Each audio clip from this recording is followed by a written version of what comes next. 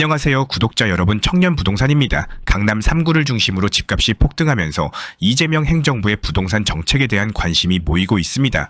이재명 대통령은 부동산 세금 규제 없이 공급을 늘리는 방식으로 집값을 잡겠다라는 기조가 강했는데, 이번에 흑석 대장 아파트 아크로리버하임이 30억 원을 돌파하면서 부동산 상승장이 아파트 신규 공급이 이루어질 때까지 기다리지 않을 것으로 보입니다.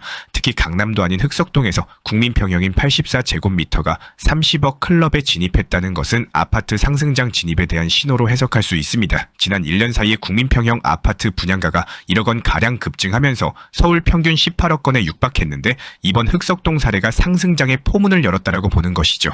실제로 6월 둘째 주 마포, 용산, 성동구 매매 가격은 6월 첫째 주보다 각각 0.45%, 0.43%, 0.47% 상승했거든요. 6월 첫째 주에 마포, 용산, 성동구 매매 가격 상승폭이 각각 0.3%, 0.29%, 0.26%, 5월 넷째 주 오름폭이 각각 0.23%, 0.22%, 0.18%였다는 점을 고려하면은 이른바 마용성 아파트값 상승폭이 급격히 커진 것을 확인할 수 있습니다.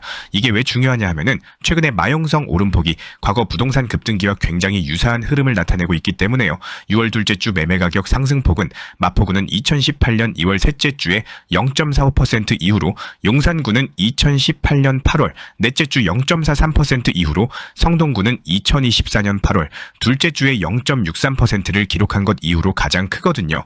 여기에 더해 강남 3구는 이미 폭발적으로 상승한 상황이죠. 연초에 강남 3구 토지거래 허가구역이 해제되자마자 갭투자 수요가 몰리면서 비어가 프리미엄까지 붙어버렸고, 이에 따른 조치로 3월에 토허제가 재지정되었는데요. 강남 3구 토허제 해제로 부동산 시장 수요 물꼬가 트였는데 이게 강제로 막혀버린 상황입니다. 그러다 보니까 투자자들이 다른 지역으로 눈을 돌리고 있고, 여기에 이제 7월에 스트레스 총부채원리금 상환 비율, DSR 규제 확대까지 겹치면서 마용성으로 급격히 수요가 쏠려버린 상황인 것이죠. 실제로 전 금융권에서 주택담보대출이 한 달 사이에 무려 6조 원가량 늘어나면서 7개월 만에 최대 폭으로 증가했습니다. DSR 3단계 도입을 앞두고 미리 대출을 받으려는 수요가 몰렸기 때문으로 보이는데, 지난해 9월 DSR 2단계 시행 전에 선수요가 발생했던 만큼 올해도 미리 수요가 증가해 8월까지는 가계 대출 증가 기조가 유지될 것으로 전망됩니다. 상황이 이러다 보니 서울시도 마용성을 비롯해 주요 도시들을 예의주시하고 있다라고 밝히면서 토지거래 허가 구역 확대를 암시하고 있죠. 사실 이미 마용성뿐만 아니라 과천, 분당도, 조정 대상 지역 지정 등 규제 요건은 이미 충족한 상황이거든요. 해당 지역들도 강남권의 가격 상승폭에는 미치지 않지만 이미 조금씩 올라가고 있습니다. 이 지역들이 본격적으로 상승 흐름을 타기 시작한다면은 용인, 수지 오르고 동탄도 오르면서 서울을 기점으로 외곽 지역까지 집값이 급등하는 그런 양상이 벌어질 거예요. 지금 강남 3구, 마용성 이렇게 이미 불씨가 확인된 상황인데다가 역사적으로 민주당이 정권을 잡을 때에는 집값이 오른다는 의견이 지배적이거든요.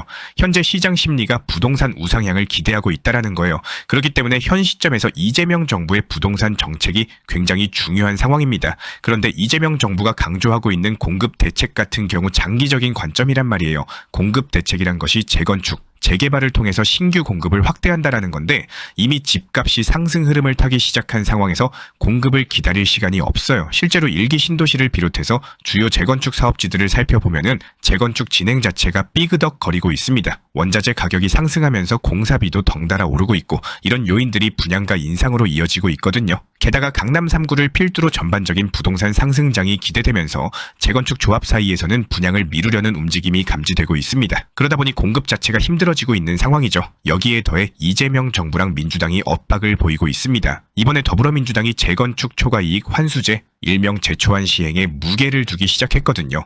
재초안은 재건축 조합원 1인이 재건축을 통해 얻는 이익이 8천만 원을 넘길 것으로 예상되면은 초과이익의 50%를 정부가 부담금으로 환수하는 제도예요. 즉 재건축으로 조합원이 개발 이익을 내면은 이걸 정부가 걷어간다라는 거죠.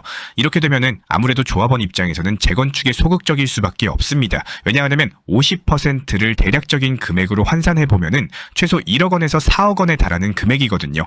6월 기준으로 재초안 부담금 부과 예상 단지가 전국에서 58곳 정도 되는데, 서울 지역 재건축 단지를 살펴보면은 1인당 3억 9천만 원 정도 부담금을 내야 하는 상황이에요.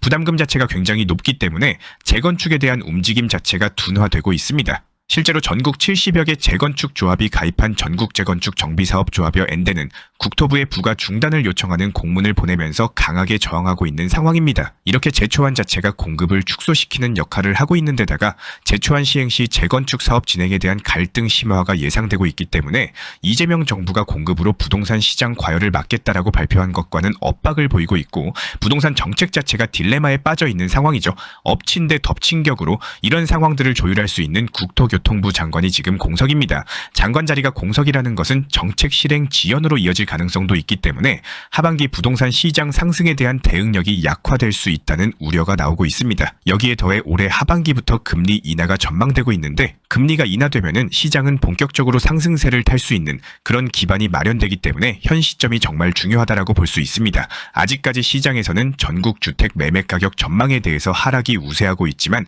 수도권 같은 경우는 집단별로 예상이 엇갈리고 있고 반등 시기에 대해서도 빠르면은 올해 하반기, 늦어도 내년 하반기로 점쳐지고 있거든요. 하지만 벌써부터 집값 폭등 조짐이 나오고 있기 때문에 더더욱 이재명 정부의 구체적인 대응 방안이 기다려지고 있는 거죠. 공급 대책으로 집값을 누르겠다라고 했지만 말씀드렸듯이 공급 대책 자체가 장기적인 관점에서의 접근이기 때문에 단기적인 정책이 추가적으로 필요할 수 있어요. 그렇기 때문에 보유세 인상이나 양도세, 중과세 이런 세제 규제가 다시 활용될 가능성도 높고 이미 서울시에서는 토지거래 허가제 확대에 대해 검토하고 있다는 입장을 밝힌 만큼 토허제 구역이 넓어질 수도 있겠죠. 지금 이런 부동산 상승 시장에서의 중요 키워드는 불안 심리와 자산 격차 확대라고 볼 수 있습니다.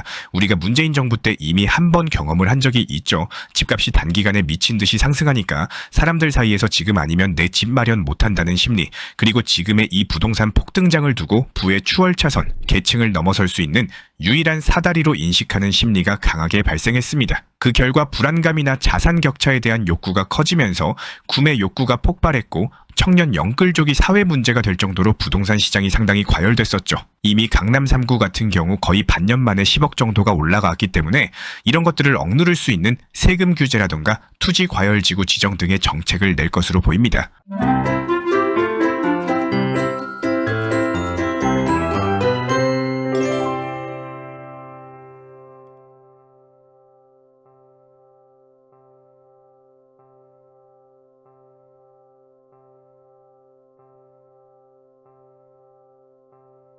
저희 청년부동산 채널에서는 홍보하고 싶은 아파트 단지와 오피스텔 분양 아파트에 대한 홍보 업무를 진행을 드리고 있습니다. 저희 채널을 통해서 알리고 싶은 아파트 단지, 저평가되어 있다고 생각되는 지역이나 아파트 오피스텔 분양까지 채널을 통해서 홍보를 필요로 하시는 분들께서는 끌창 하단에 있는 링크 혹은 현재 보이시는 상담 문의 번호로서 연락을 주시면은 홍보 업무를 진행 도움드리고 있고요. 기본적으로 단독 매물에 대한 홍보가 아니라 아파트 단지와 오피스텔 같은 분야에 대한 홍보인 점을 참고 부탁드리고 자세한 문의는 연락 주시면은 답변 도움드리도록 하겠습니다.